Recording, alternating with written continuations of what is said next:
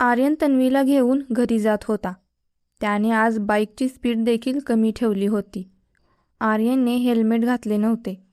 त्याला वाटलं की तन्वी मागून काही बोलली तर हेल्मेट घातल्यावर त्याला ऐकू येणार नाही आणि तन्वीला जर परत उलटी आली आणि तिने सांगितलेलं त्याला ऐकू आलं नाही तर त्याला परत त्याचे कपडे खराब करून घ्यायचे नव्हते. तन्वी मागे बाईकवर शांत बसली होती. तितक्या तिने डोळे उघडून वर पाहिलं. तू आज बाईक इतक्या हळू का चालवत आहेस? मागच्या वेळीसारखी सुसाट पळव ना. तन्वी तिचा हात पुढे करून सांगू लागली. आर्यने तन्वीचा हात पकडला आणि परत त्याच्या पोटावर ठेवला. काही गरज नाहीये. मागच्या वेळी जेव्हा जोरात बाईक चालवली होती तेव्हा तर अगदी हृदय धरून बसली होतीस, आर्यन गमतीने म्हणाला. आणि तन्वीने तिची हनुवटी आर्यनच्या खांद्यावर ठेवली आणि ती त्याच्या कानाजवळ तिचं तोंड घेऊन बोलू लागली. नाही घाबरणार आज. पळव बाईक. तन्वी अगदी आर्यनच्या कानातच बोलली होती. आर्यनला खूपच गुदगुल्या झाल्या आणि त्याने त्याचा चेहरा तिच्यापासून थोडा लांब केला. तन्वी, तू शांत बसशील का थोडा वेळ प्लीज? आर्यन म्हणाला आणि तन्वी लगेच मागे झाली आणि परत आर्यनच्या पाठीवर तिचं तोंड ठेवून झोपली. आर्यन उद्याचा विचार करून खूपच खुश होत होता. म्हणजे ज्यावेळी तन्वीला आठवेल की तिने नशेत काय केलं आहे त्यावेळी तिला पाहणं खूपच मजेशीर असणार आहे हा विचार करून त्याला खूपच आनंद होत होता. थोड्याच वेळात ते दोघे घरी येऊन पोचले. आर्यनने तन्वीच्या घरासमोर बाईक थांबवली, पण तन्वी अजून झोपली होती. आर्यनने तन्वीचा हात हलवून तिला उठवण्याचा प्रयत्न केला आणि ती जागी झाली. तन्वी आजूबाजूला पाहत होती. तन्वी, आपण घरी आलो आहे. घरी जा आता, आर्यन तन्वीला म्हणाला आणि सोबतच तो इकडे तिकडे पाहू लागला. त्याला भीती होती की तन्वीचे बाबा त्यांना पाहणार तर नाहीत ना. तन्वी बाईकवरून उतरू लागली आणि आर्यन तिचा हात पकडून तिला मदत करत होता. तन्वी सरळ तिच्या घराकडे चालत जात होती. जाताना ती थोडी लडबडत होती, पण ती सुखरूप तिच्या घरी आत दरवाजा उघडून गेली. त्यावेळी तिला घरी गेलेलं पाहून आर्यनने सुटकेचा श्वास घेतला आणि तो सरळ लगेच त्याच्या घरी गेला. तन्वी घरी आत आली तेव्हा तिची आई हॉलमध्ये जेरीसोबत टीव्ही बघत होती. तन्वीला आलेला पाहून जेरी पळत तिच्याकडे आला. तू आलीस? मला वाटलं तुला अजून वेळ लागेल, तन्वीची आई टीव्ही बघतच म्हणाली. तन्वी फक्त हूं म्हणून तिच्या रूममध्ये निघून गेली आणि सोबतच जेरी देखील तिच्या मागे गेला. तन्वी तिच्या बेडवर पडली आणि जेरीला जवळ घेऊन झोपून गेली. दुसऱ्या दिवशी आर्यन सकाळी तयार होऊन बाईक जवळ आला. त्याने रात्री झोपेपर्यंत जवळपास 10 ते 15 वेळा तन्वीचा पार्टीतील व्हिडिओ पाहिला होता. प्रत्येक वेळी तन्वीचा वेडेपणा पाहताना तो खूप हसत होता. व्हिडिओच्या शेवटी तन्वीने आर्यन आणि त्याच्या मित्रांची खिल्ली उडवली होती. तो भाग सोडल्यास त्याला पूर्ण व्हिडिओ खूपच आवडला होता. आर्यन बाईकवर बसणारच तोपर्यंत त्यानं पाहिलं की समोरून तन्वी तिच्या घरातून बाहेर पडून इकडेच येत होती. आर्यन तिथे तसाच थांबला. तन्वी तिथे आली आणि आर्यनला तिथे उभा पाहून तिचे डोळे दुसरीकडे फिरवू लागली. तन्वी तिथे तिची स्कूटी शोधत होती, पण तिला तिथे स्कूटी दिसतच नव्हती. काय शोधत आहेस? आर्यनने तन्वीला विचारलं. माझी स्कूटी कुठे आहे? तन्वी रागात आर्यनकडे पाहत म्हणाली. आर्यनला तन्वीकडे पाहून लगेच समजलं की तन्वीला काल घडलेलं काहीच लक्षात नव्हतं. तो त्याचा हसू कंट्रोल करून तन्वीकडे पाहू लागला. तुला कालचं काहीच आठवत नाहीये का? आर्यनने तन्वीला विचारलं. काय आठवायचं आहे? हे बघ आर्यन, मी अजिबात भांडण्याच्या मूडमध्ये नाहीये. माझं डोकं आज अगोदरच खूप दुखत आहे, तन्वी म्हणाली. सकाळी उठल्यापासूनच तन्वीचं डोकं खूप दुखत होतं. मग का दुखतंय ते माहीत नाही, आर्यन म्हणाला. कारण मला डोकं आहे म्हणून दुखतंय. तुला तो त्रास कधी झालाच नसेल, कारण डोकं दुखण्यासाठी डोकं असावं लागतं, तन्वी म्हणाली आणि आर्यनला राग आला आणि तो रागाने तिच्याकडे पाहू लागला. हो का? पण निदान माझ्या लक्षात तरी राहतात महत्त्वाच्या गोष्टी, आर्यन म्हणाला. कसल्या गोष्टी? हे बघ आर्यन, माझी स्कूटी कुठे लपवली आहेस ते सांग, मला उशीर होतोय, तन्वी वैतागून म्हणाली. तुझी स्कूटी मी कशाला लपवू? तुला आठवतंय का लास्ट टाईम तू स्कूटी कुठे पाहिली होतीस? आर्यन म्हणाला आणि तन्वी विचार करू लागली. काल मी असं म्हणत तन्वी आठवू लागली आणि आर्यन तिच्याकडे पाहत होता. ठीक आहे, बहुतेक तुला काही आठवत नाहीये, मी मदत करतो, असं म्हणत आर्यनने त्याच्या खिशातील मोबाईल काढला आणि तन्वीचा तो व्हिडिओ काढून तिच्यासमोर मोबाईल धरला. तन्वी तो व्हिडिओ पाहू लागली, पण तिचा त्यावर विश्वासच बसत नव्हता. तिने एक हात तोंडावर ठेवला आणि आर्यनकडे पाहिलं तर तो हळूच हसत होता. हे खोटं आहे ना? तू AI ने बनवला आहेस ना हा व्हिडिओ? तन्वी आर्यनला म्हणू लागली. इतका फालतू वेळ नाही आहे माझ्याकडे. आर्यन अजून तन्वीला तो व्हिडिओ दाखवतच म्हणाला. तन्वी परत निरखून तो व्हिडिओ पाहू लागली आणि तिला हळूहळू काल रात्री घडलेला सगळा प्रकार आठवू लागला. तिने तिच्या डोक्याला एक हात लावला आणि मोबाईलपासून बाजूला नजर फिरवून डोळे बंद केले. तन्वीला सगळं आठवलं की कशाप्रकारे तिने हातात माईक घेऊन अमरच्या सोफ्यावर चढून ते सगळं बोललं होतं आणि त्यानंतर तिने आर्यन आणि त्याच्या मित्रांची चेष्टा केली होती. तिला हे देखील आठवलं होतं की तिने आर्यनच्या जॅकेटवर उलटी केली होती आणि सगळ्यात महत्त्वाचं म्हणजे तिला हे देखील आठवलं होतं की ती आणि आर्यन अमरच्या घरच्या बागच्या बाजूला होते तेव्हा काय झालं होतं. ते सगळं आठवून तन्वीला खूपच विचित्र वाटत होतं. तिला विश्वासच बसत नव्हता की तिने एवढा सगळा वेडेपणा केला होता आणि या सगळ्यापेक्षा जास्त म्हणजे तिने जे काही आर्यनसोबत केलं त्याचं तिला जास्त विचित्र वाटत होतं. तन्वी तिथे तशीच उभी होती. तुला आठवलं आहे असं वाटतंय आता, आर्यन मागून म्हणाला, पण तन्वीला त्याच्याकडे पाहणं देखील जड जात होतं. ती स्वतःला मनातल्या मनात खूप ओरडत होती. मग मला सॉरी आणि थँक्यू कधी म्हणणार आहेस? आर्यन विचारू लागला आणि तन्वीने त्याच्याकडे पाहिलं. कशासाठी? तन्वीने विचारलं. कशासाठी? काल तू जे काही पार्टीमध्ये माझ्यासोबत केलंस त्यासाठी तुला सॉरी बोलावंच लागेल आणि एवढं सगळं तू करून देखील मी तुला घरी घेऊन आलो त्यासाठी थँक्यू देखील म्हणावं लागेल, आर्यन म्हणाला. काय? कशाबद्दल बोलत आहेस तू? मला काहीच आठवत नाहीये. तन्वी आर्यनपासून डोळे चोरून बोलत होती. तिला सगळं आठवत होतं पण तिला ते स्वीकार करायचं नव्हतं, निदान आर्यनसमोर तरी नाही. अच्छा, आठवत नाहीये का? हे बघ तन्वी, खोटं बोलू नकोस. तुला आता मी इतकं तर ओळखतोच की तू आता खोटं बोलत आहेस ते मला समजते, आर्यन त्याच्या हाताची घडी घालून तिच्याकडे पाहत म्हणाला आणि तन्वी त्याच्या डोळ्यात पाहूच शकत नव्हती. आणि खरंच काल रात्रीची तन्वी आणि आजची तन्वी यात किती फरक आहे? सांग ना, कोणती तन्वी खरी आहे? आर्यन विचारू लागला. काल रात्रीची तन्वी नक्कीच नाही आहे मी, तन्वी म्हणाली आणि आर्यन तिच्याकडे पाहून हसू लागला. म्हणजे तुला आठवते की काल रात्रीच्या तन्वीने काय केलं होतं ते? आर्यन म्हणाला आणि तन्वीला समजलं की तिचं खोटं पकडलं गेलं आहे. आर्यन पुढे काहीतरी म्हणणार तितक्यात मागून हॉर्नचा आवाज आला आणि ते दोघे तिकडे पाहू लागले. तर रुही तन्वीची स्कूटी घेऊन तिथे आली होती आणि त्या दोघांकडे पाहून हॉर्न वाजवत होती. रुहीला पाहताच तन्वी तिथून निघून रुहीजवळ गेली. तू इथे? तन्वीने रुहीला विचारलं. हो, तुला कॉलेजला घेऊन जाण्यासाठी आले, रुही म्हणाली. मी आले असते, तुला खूप उलटं पडतं, तन्वी म्हणाली. काही हरकत नाही. मागच्या वेळी जेव्हा तू मला स्कूटी देऊन घरी जायला सांगितलं होतंस तेव्हा काय झालं अजून आठवतंय मला.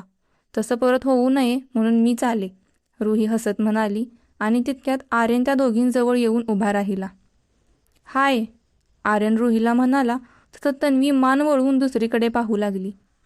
हाय आर्यन, कालसाठी थँक्यू आणि तुझं जॅकेट मी आज धुवायला दिलं आहे, लवकरच देईन, रुही म्हणाली आणि तन्वीला ते सगळं ऐकून कसं तरी होत होतं. ठीक आहे, पण ज्या व्यक्तीला थँक्यू आणि सॉरी म्हणायचं आहे त्याच व्यक्तीनं ते म्हणावं लागेल, आर्यन तन्वीकडे पाहत म्हणाला. पण तन्वी अजूनही दुसरीकडे पाहण्यातच व्यस्त होती. जणू ते दोघे तिच्याबद्दल बोलतच नाहीयेत अशी ती उभी होती.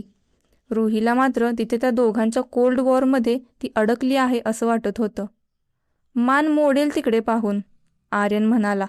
तरीही तन्वी त्याच्याकडे पाहायला तयार नव्हती. ठीक आहे, आपण कॉलेजमध्ये भेटू रुही, असं म्हणून आर्यन तिथून निघून त्याच्या बाईकजवळ गेला आणि हेल्मेट घालू लागला. तितक्यात तन्वी पटकन स्कूटीवर मागे बसली आणि रुहीला पटकन तिथून जायला सांगितलं.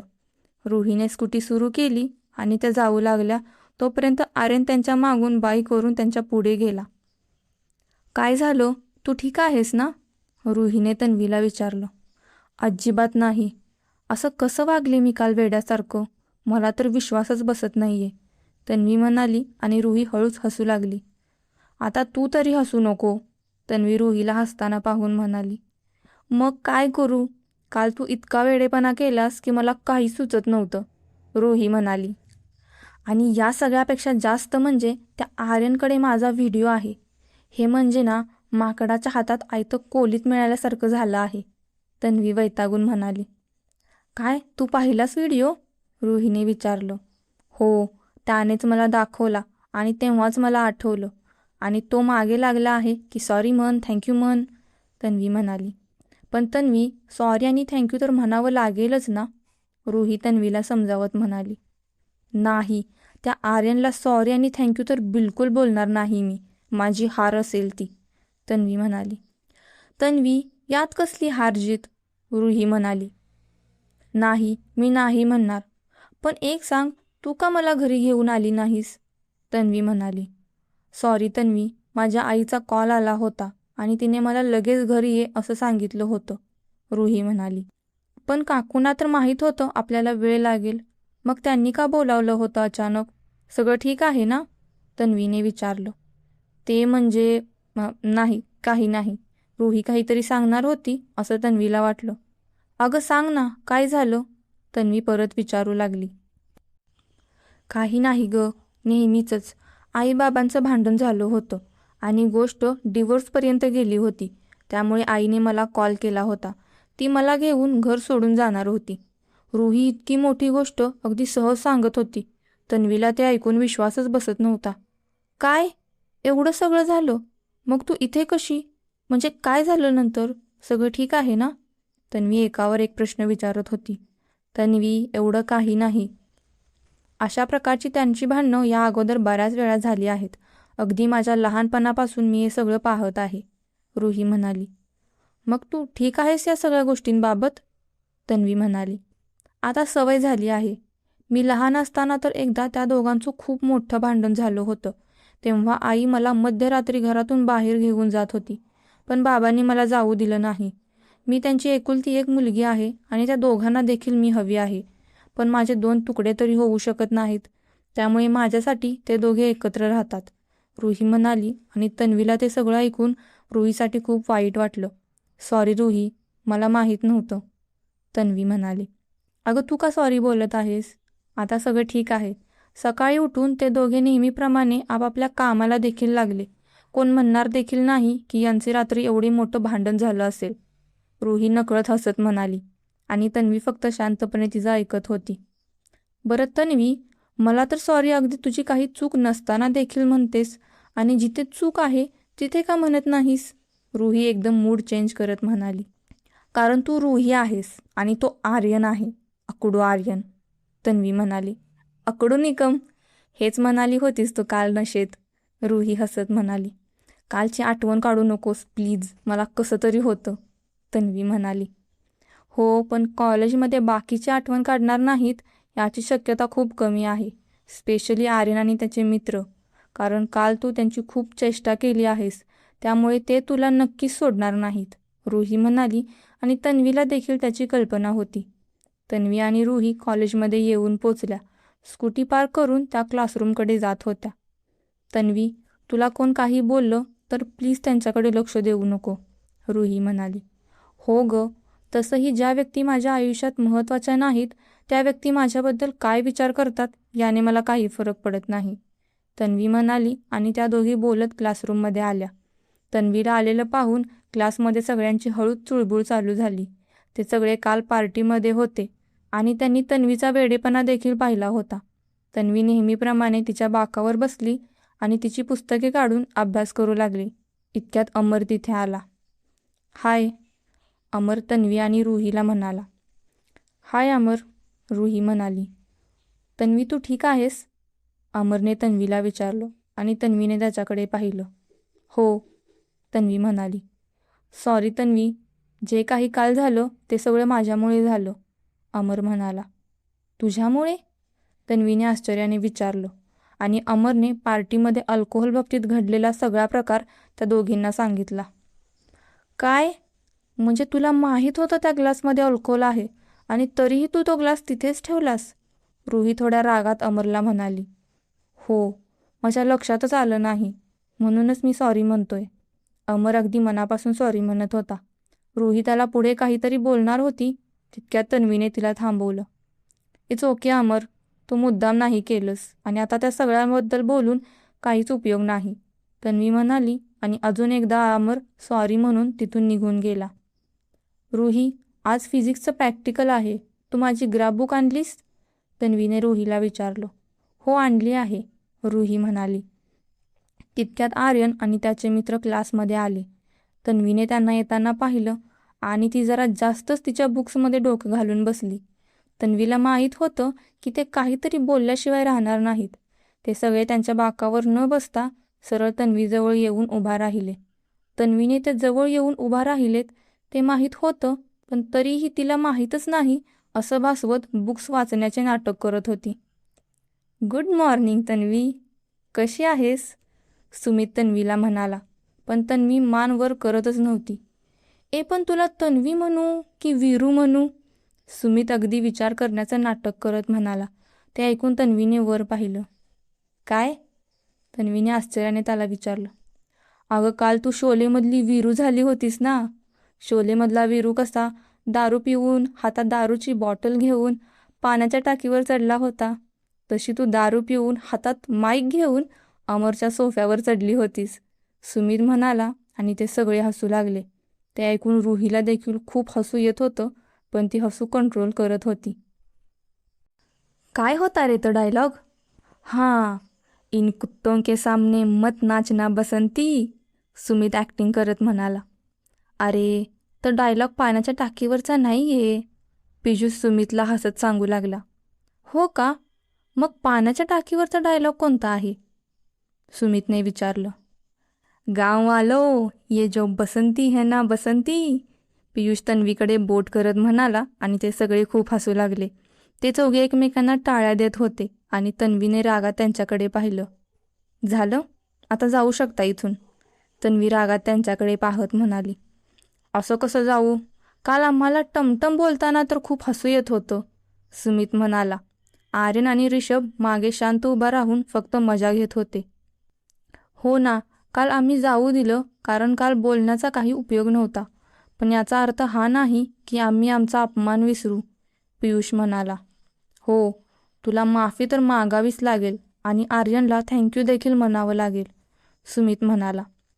मला काहीच माहीत नाही तुम्ही कशाबद्दल बोलताय, तन्वी परत तिला काही आठवत नाहीये याचं नाटक करत म्हणाली. आम्ही काही ऐकून घेणार नाही, तुला ते करावंच लागेल, नाहीतर, सुमित पुढे बोलणार इतक्यात तन्वीने रागात तिचे दोन्ही हात बाकावर मारले आणि उठून उभी राहिली. नाहीतर काय? तन्वी रागात पियुष आणि सुमितकडे पाहत म्हणाली.